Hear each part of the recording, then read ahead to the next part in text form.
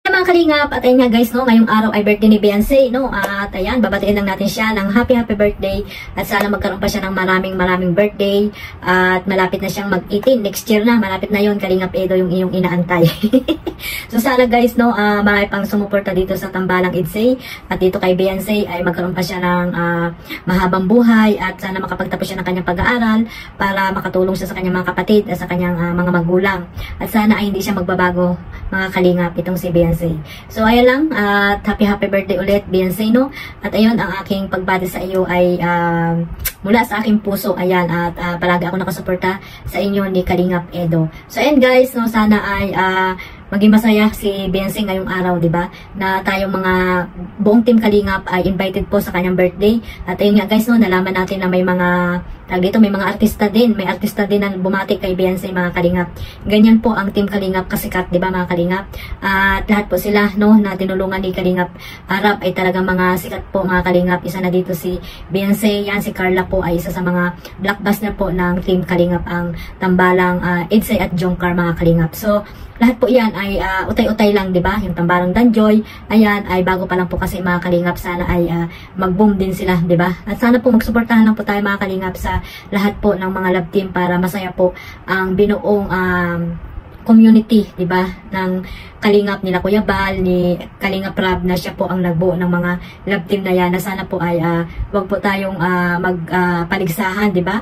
Wag tayong magkumpara sa mga love team na ating sinusuportahan, bagkus ay suportahan po natin silang lahat para po tahimik po ang ating community, no, mga Kalingap. So ayun guys, napakaraming blessing ni Beyonce na natanggap ngayong kaarawan niya, no. Sana maging masaya siya, at kung ano man yung mga blessing na natanggap niya ay matuto siya magpasalamat, diba mga Kalingap, lalo na sa ating Panginoon.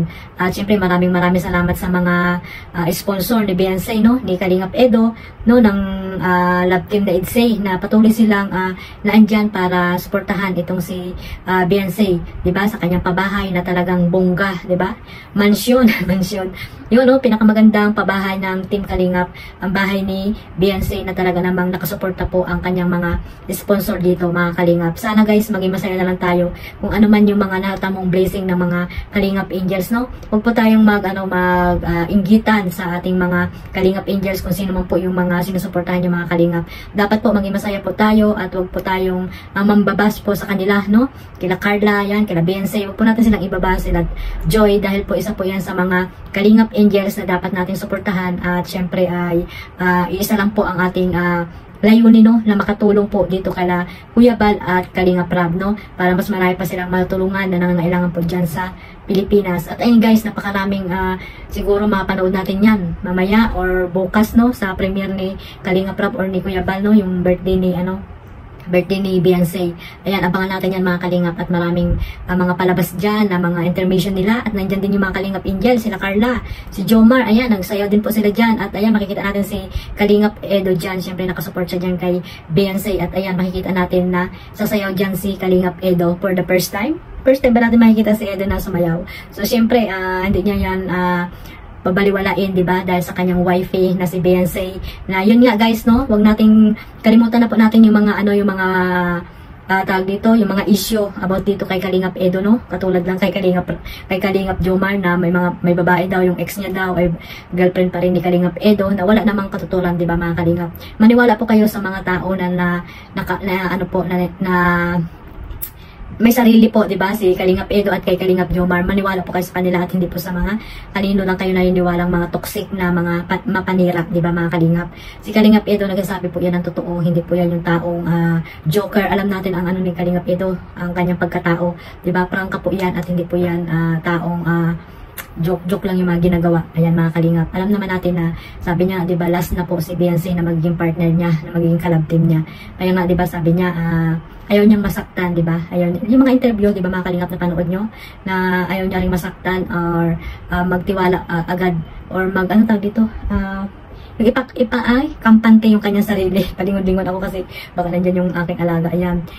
na si Beyonce na talaga kasi nga ayaw niya daw masaktan, di ba? Kasi nga si Beyonce, di ba? Bata pa at syempre hindi natin alam din yung mga pagbabago, di ba? At saka marami pa dyan siyang makikita, hindi lamang si Edo. Hindi natin alam kung ano ba talaga yung nasa puso ni Beyonce, di ba? Pero si Kalingap Edo, alam natin na si Beyonce na talaga yung gusto niyang napangasawa or maging girlfriend, di ba mga Kalingap?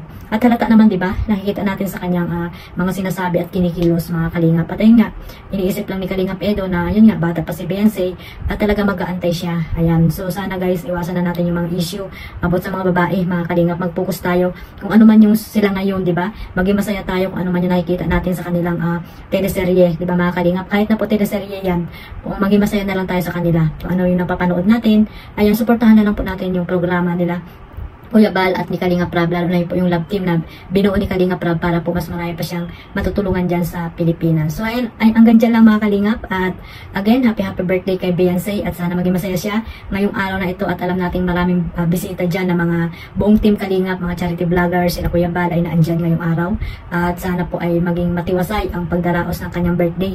At ayun, supportahan natin mga Kalingap ang premiere mamaya or bukas nila Kuya Bal at ni Kalingap Rab about po sa birthday na yan ni Beyonce. Ayan. Suportahan natin mga Kalingap at maging masaya lang tayo. Ayun lang guys, maraming salamat po sa suporta ninyo. At hanggang dyan lang, at God bless us all. Mabuhay po ang Team Kalingap. Bye-bye!